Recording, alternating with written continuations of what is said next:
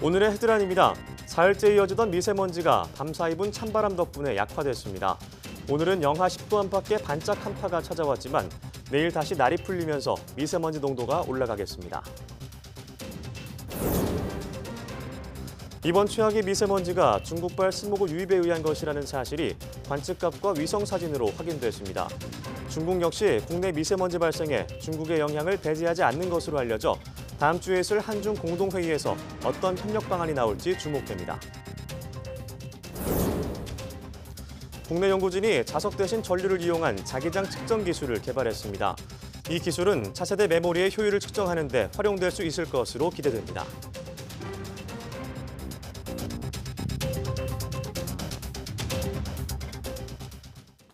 여러분 안녕하십니까? 1월 16일 수요일 사이언스 투데이입니다. 관측 이래 최악의 미세먼지가 기승을 부리면서 새로운 기록들이 세워졌습니다. 온 하늘을 뒤덮었던 미세먼지는 밤사이 찬바람이 불면서 대부분 사라졌습니다. 정혜윤 기자의 보도입니다. 사상 첫 초미세먼지 경보가 내려진 서울 도심은 마치 희뿌연 장막을 쳐놓은 듯합니다. 민간 기상사업자가 설치한 측정기로 미세먼지 농도를 알아봤습니다. 오전 7시 서울 구로에서 측정된 미세먼지 농도는 289 마이크로그램, 초미세먼지 농도도 167 마이크로그램을 기록했습니다. 마스크 없이는 마음 놓고 숨을 쉬기가 무서울 정도입니다. 이번에는 외부와 차단된 실내는 어떨지 측정해봤습니다. 실내도 미세먼지와 초미세먼지에 안심할 수 있는 상황은 아닙니다. 보시는 것처럼 미세먼지 측정기에 붉은색 불이 들어와 있는데요. 실외보다는 농도가 낮지만 미세먼지와 초미세먼지 특보가 내려질 수 있는 수준이라는 겁니다. 이렇게 고농도 미세먼지나 초미세먼지 현상이 나타나는 경우 실내 공기질도 나빠지게 됩니다. 이럴 경우에는 물걸레라든지 공기청정기 등을 가동하셔서 실내 공기질을 좋게 만드시는 게 좋겠습니다. 2015년 관측이 시작된 이후 최악으로 평가된 이번 미세먼지는 기존 기록을 모두 바꿨습니다. 서울 일평균 초미세먼지 기록이 129 마이크로그램으로 지난해 3월에 99 마이크로그램을 넘어섰습니다. 수도권에 초미세먼지 경보가 내려진 것도 이번이 처음. 2017년 2월 제도가 도입된 미세먼지 비상 저감 조치가 사흘 연속 발령된 것도 첫 기록입니다. 하지만 주말부터 사흘째 계속 악화하던 미세먼지는 오후부터 찬바람이 불며 점차 약화했습니다. 오늘부터는 영하 10도 안팎의 반짝 한파가 찾아오며 미세먼지가 물러나고 오랜만에 깨끗한 공기를 마실 수 있을 것으로 보입니다. YTN 정혜윤입니다. 얼마 전 중국 생태환경부 대변인이 서울 미세먼지는 서울에서 발생한 것이다라는 주장을 했죠.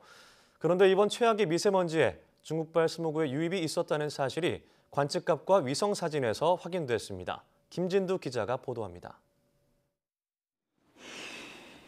백령도는 차량이 많지 않아 대기 오염물질이 축적되기 힘든 곳입니다.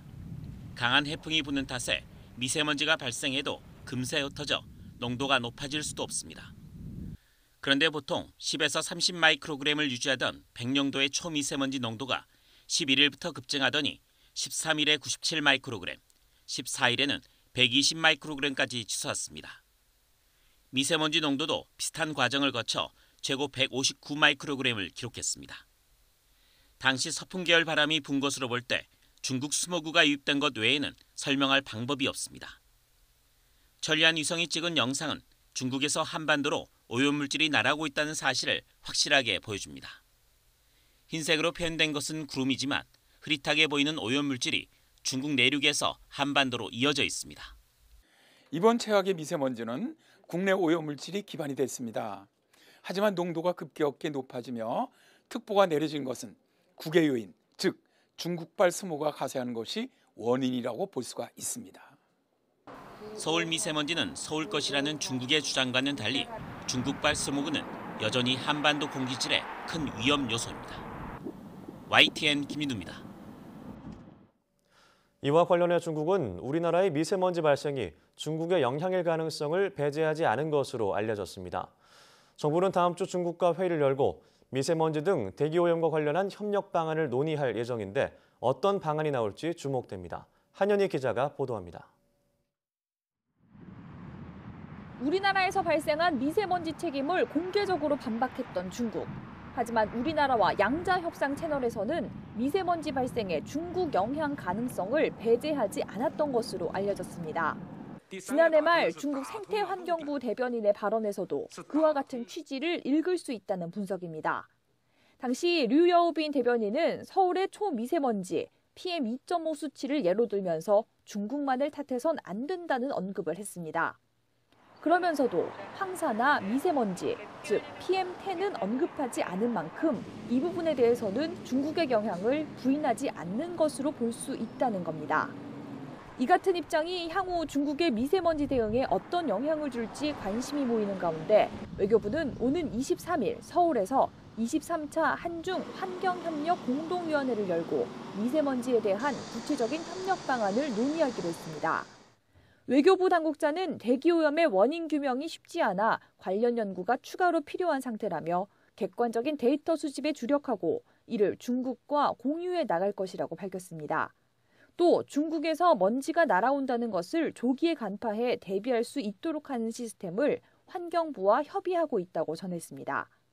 미세먼지가 민생과 직결된 문제인 점을 감안할 때 이제는 구체적인 협력 방안이 조속히 나와야 한다는 목소리가 힘을 얻고 있습니다. YTN 한현입니다. 이렇게 심각한 문제인 미세먼지 등을 연구할 세계보건기구 WHO 환경보건센터가 서울에 설립됩니다.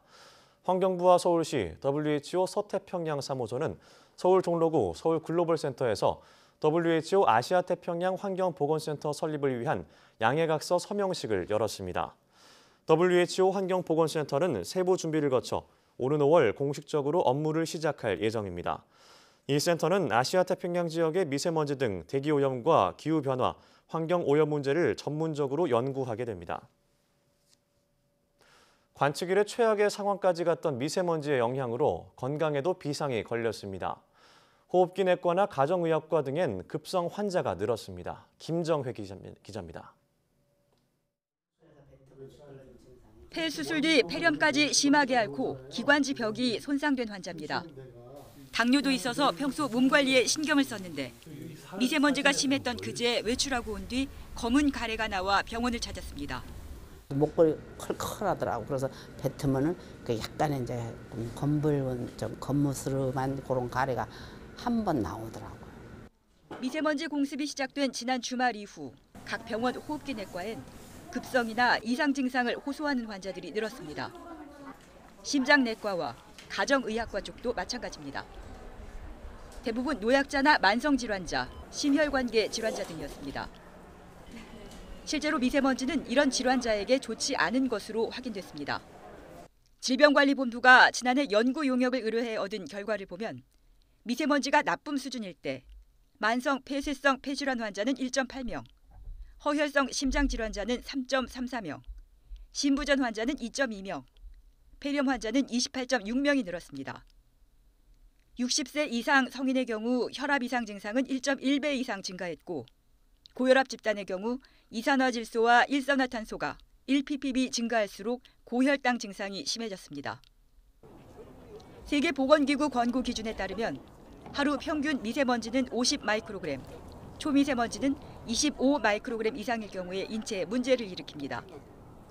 단기적으로는 호흡기나 만성 폐쇄성 폐질환, 심혈관계 환자가 늘지만 장기적으로는 임신부의 조산율을 높이고 출생아의 폐 발육을 늦추는 경우가 있다고 알려져 있습니다.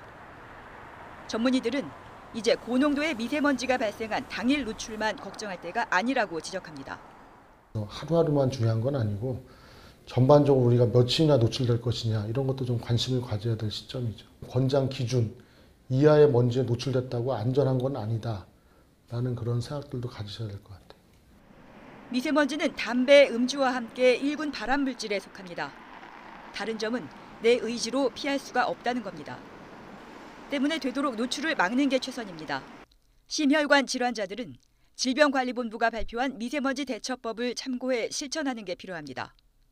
YTN 김정희입니다.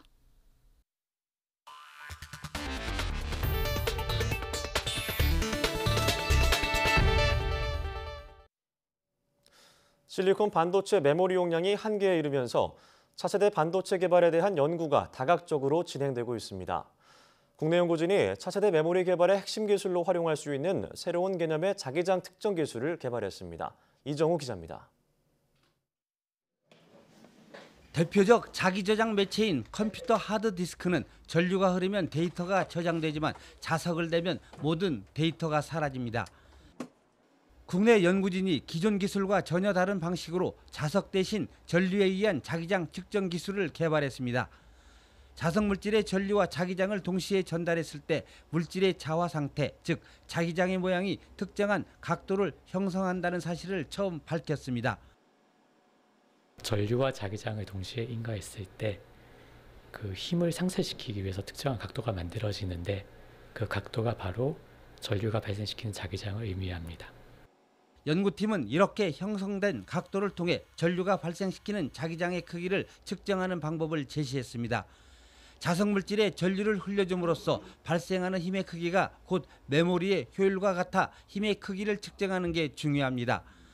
처리 속도가 느리고 에너지 소모가 큰 실리콘 반도체의 단점 등을 해결할 수 있는 차세대 메모리의 효율을 측정하는 핵심 기술로 평가받고 있습니다. 이 기술은 향후 전자의 자기적 성질을 전자공학에 이용하는 스핀트로닉스 산업에서 특정 표준 기술로 활용될 것으로 기대됩니다. 정확하게 측정을 하면 그런 스핀 소재 연구에 혹은 새로운 스핀 소재의 개발에 매우 큰 기여를 할 수 있을 것으로 생각하고 있습니다. 차세대 저장 매체 개발에 중요한 역할이 기대되는 이번 연구 성과는 세계적 과학지 네이처 커뮤니케이션지에 실렸습니다. YTN 이정호입니다. 국내 유방암 환자가 늘고 있는 가운데 이 중 10%는 20, 30대의 젊은 층인 것으로 나타났습니다. 강동 경희대병원 연구팀이 국가암등록 통계 자료를 분석한 결과 2015년 유방암 발생 건수는 19,000여 건으로 5년 새 3배 이상 늘었습니다. 특히 이 가운데 20, 30대가 1,900여 명으로 전체 환자의 10.3%를 차지했습니다. 연구팀은 빨라진 초경과 서구화된 식습관, 늦은 결혼 등으로 인해 유방암 환자가 증가한 것으로 보인다며 젊은 환자라면 유방 형태를 최대한 복원하는 종양 성형술 등을 고려해 볼 수 있다고 말했습니다. 세계 최대 가전 전시회인 CES에는 전 세계 기업은 물론 정부 관계자들까지 총출동했습니다. 특히 지역 경제의 성장 동력을 발굴하고 투자를 끌어오려는 지자체들의 각축전이 벌어졌습니다. 허성준 기자가 보도합니다. 지난주 막을 내린 CES에는 삼성전자와 LG전자의 수많은 인파가 몰렸습니다. LG는 OLED로 만든 거대한 폭포를 펼쳐놓으며 관람객을 압도했습니다. 삼성은 최첨단 자동차 전자장치를 선보이며 미래차 부품 산업을 육성하려는 경상북도로부터 큰 관심을 받았습니다. 특히 우리는 전자산업이 메카이기 때문에 이 4차 산업혁명을 잘할 수 있다는 그런 자신감도 생겼고 우리 행정도 거기에 집중해야 된다는 그런 정책을 피도록 하겠습니다. 경북 구미시는 대기업 투자 유치에 사활을 걸었습니다. 고동진 삼성전자 사장을 만나 새 사업 투자를 약속받고 LG 디스플레이에도 전지 분야에 투자를 요청했습니다. 구미가 갖고 있는 전통적으로 우리 대한민국 산업을 이끌어온 역량과 이것을 전환하면서 새롭게 어떤 산업으로 발전시켜 나갈 것인가를 고민하고 있다, 이런 말을 할 수 있겠습니다. 대구시도 인텔의 자회사인 모빌라이와 자율주행차 핵심 기술을 택시에 도입하는 양해각서를 체결했습니다. 이번 CES에는 150개국 4,200여 개 기업이 참가하고 기업 대표와 정부 관계자 등 18만여 명이 한자리에 모였습니다. 그런 만큼 미래 핵심 산업의 트렌드를 한 발 앞서 파악하고 기술과 자본을 유치하려는 총성 없는 전쟁이 벌어졌습니다. YTN 허성준입니다.